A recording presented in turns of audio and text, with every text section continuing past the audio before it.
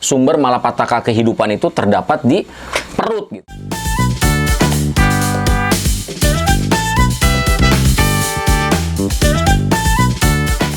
Assalamualaikum warahmatullahi wabarakatuh. Berjumpa kembali bersama saya Kang Fajar dalam acara Ngobras, ngobrol santai soal kesehatan. Baik sahabat, kalau kemarin kita sudah membahas tentang keluhan lambung yaitu MAH, kali ini masih berbicara tentang keluhan seputaran lambung. Karena kalau kita bicara tentang lambung ini berbicara yang pembahasannya sangat luas.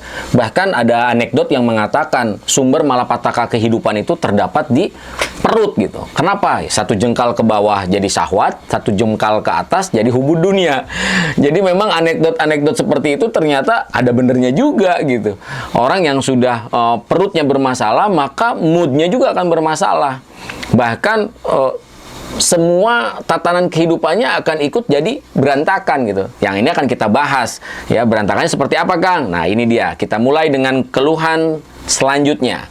Tukak lambung. Wah, jadi tukak lambung ini merupakan keluhan permasalahan lambung yang terjadi dikarenakan ada luka di dinding lambung. Kenapa bisa terjadi luka di dinding lambung? Nah, ini dikarenakan pola makan yang tidak baik. Jadi kalau dalam rumus holistik peta perjalanan penyakit itu tidak ada penyakit yang datang serta-merta ke tubuh kita. Tidak ada. Karena penyakit itu sudah ada petanya. Dari awal pencetusnya apa, penyumbangnya apa, kemudian sampai kepada gejala, ya, sampai kepada tanda, sampai kepada kata sakit itu sendiri. Termasuk penyakit yang berhubungan dengan lambung. Makanan yang kita konsumsi setiap hari, sebetulnya tidak ada makanan yang tidak baik.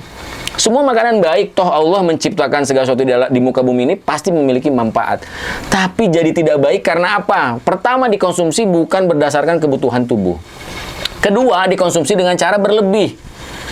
Kita ini manusia mirip seperti apa? Seperti predator, ya.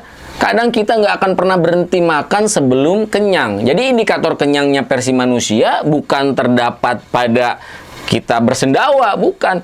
Tapi bagaimana lambung kita mampu atau tidak menampung. Kalau kita pikir-pikir mirip seperti singa. Ya, kalau kita lihat singa di Afrika, mereka berburu mendapatkan buruan kemudian mereka makan. Mereka tidak akan pernah berhenti makan apa? Bukan karena proses habis makanannya, bukan. Tapi lambungnya sudah tidak bisa menahan lagi. Nah, ini sangat luar biasa. Jadi kita perlu memerhatikan betul apa yang kita konsumsi. Maka kalau Al-Quran menyampaikan, konsumsilah makanan yang baik dan halal. Yang baik itu apa? Ada aturannya berarti. Halal ya tentu sudah terjamin, ya kan? Segala sesuatu yang secara syar'inya. Nah, ini berpengaruh terhadap apa yang kita konsumsi. Nah, tukak lambung juga sama. Terjadinya tukak lambung ini dikarenakan kita mengkonsumsi banyak makanan dengan cara berlebih. Misalnya, kalau kita ngomongin pedas, cabai, bukan cabai-cabean, ingat, ini cabai. Cabai ini dibutuhkan oleh tubuh nggak? Dibutuhkan, karena apa? Kandungan vitamin C-nya.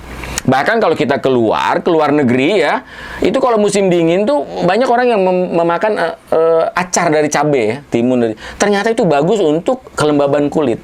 Tapi ketika cabai itu dikonsumsi dengan berlebih, bukan tidak mungkin tidak kan, merusak organ tubuh. Indikatornya gini, kalau makan cabai terasa pedas. Pertama yang dirasakan di bibir. Pasti di bibir. Kedua, indikator pedasnya itu yang dirasakan apa? Gatal rambut. Nah, berarti kalau sudah gatal rambut, tubuh kita udah ngasih alert tuh, tanda. Aduh, ini terlalu pedas nih. Indikator ketiga, kuping berdengung.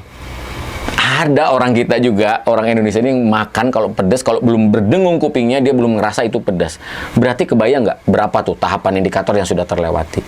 Mungkin saat ini tidak jadi masalah. Makan bakso ya dengan pedas, makan pecel pedas, ya makan sayur pedas. Tapi nanti seiring dengan bertambahnya usia, maka akan menurun imunitas tubuh kita, menurun fungsi organ tubuh kita, disitulah akan jadi manifestasi, maka terjadilah penyakit.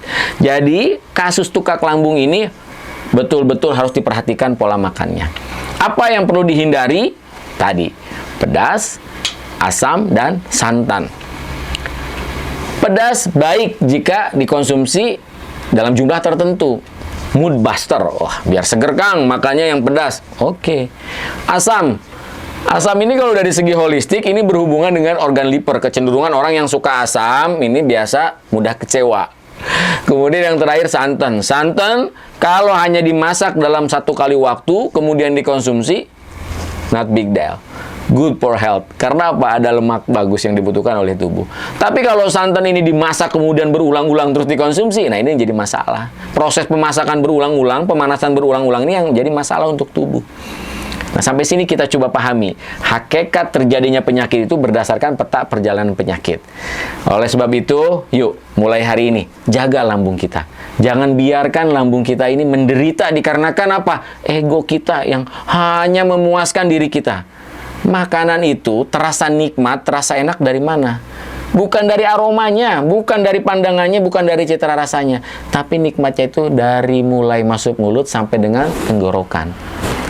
Salam sehat, jangan lupa bahagia. Assalamualaikum warahmatullahi wabarakatuh.